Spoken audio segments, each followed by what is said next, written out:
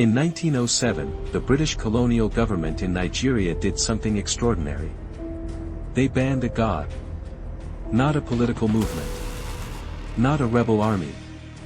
A deity. His priests were arrested. His shrines were destroyed. His worship was made a criminal offense. The British Empire, which had conquered a quarter of the globe, was afraid of one Yoruba spirit. His name was Shopona, the Orisha of smallpox. And the reason the British banned him had nothing to do with religion. To understand why a colonial government would criminalize a god, you need to understand what Shopona's priests could do. In Yoruba tradition, Shopona controlled disease, specifically smallpox, which was one of the deadliest forces in West Africa for centuries. His priests were not just spiritual leaders. They were the people who handled the sick, who managed outbreaks, who decided who received treatment and who did not. In a world without hospitals or vaccines, the priests of Shopona held the power of life and death over entire communities. And they used that power. Shopona's priests could threaten communities with epidemic. If a village offended them, or failed to pay tribute, the threat was clear. Shopona would visit. And when smallpox arrived, the priests would say it was divine punishment. Whether they actually spread the disease deliberately is debated by scholars. But the accusation was widespread enough that the British colonial government believed it. And in a colony where control depended on being the most powerful authority, a priestly class that could threaten plague was intolerable.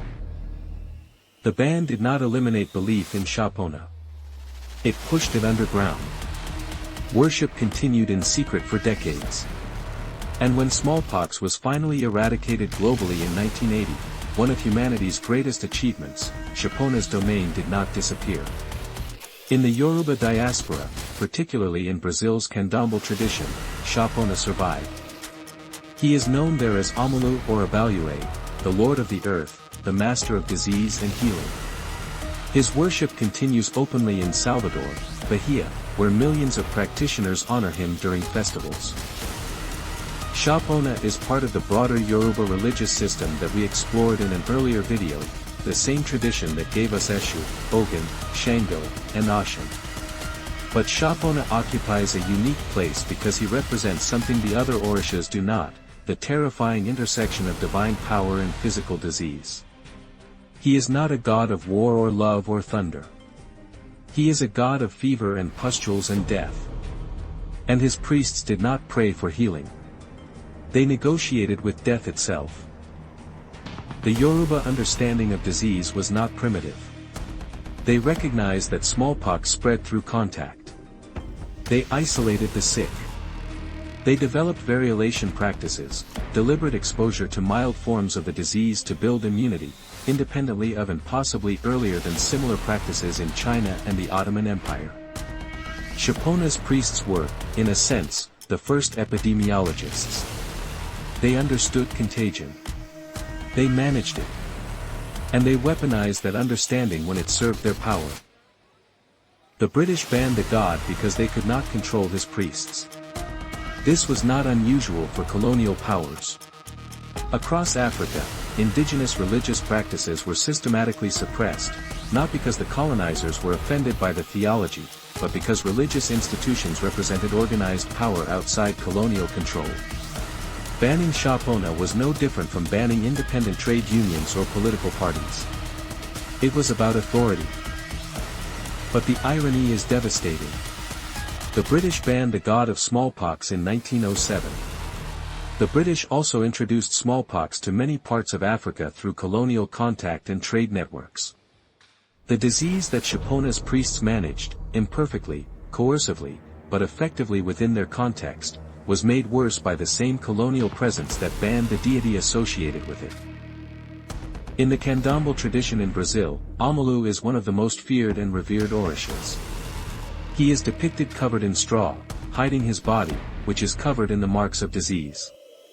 He dances bent over, close to the earth, because the earth is both where disease comes from and where it returns. His colors are black and red, or black and white in some traditions. His offerings include popcorn, the popped kernels said to resemble smallpox pustules. When Amala dances, he scatters popcorn in all directions, symbolizing the spread of disease, or its transformation into something harmless. The transformation is the key. In Yoruba and Candomblé theology, Shopona Amalu is not simply a destroyer. He is a healer. Disease and healing are two faces of the same power. The god who brings plague is also the god who cures it. His priests understood this duality, that managing disease meant understanding it, living with it, and respecting its power rather than pretending it did not exist. When the World Health Organization declared smallpox eradicated on May 8, 1980, it was the culmination of a global vaccination campaign that took nearly 2 decades. Smallpox killed an estimated 300 million people in the 20th century alone, more than all the wars of that century combined. The disease that Shopona embodied was one of the greatest killers in human history. And yet his worship continues. Because Shopona was never just about smallpox. He was about the relationship between humans and disease, the acknowledgement that illness is not random punishment but a force that can be understood, managed, and survived. In an era of antibiotic resistance, pandemic preparedness failures, and the return of diseases we thought conquered, that theology feels less like superstition and more like wisdom. The British banned a god in 1907 because his priests had too much power over disease. 120 years later, we still have not figured out how to manage that power any better than they did.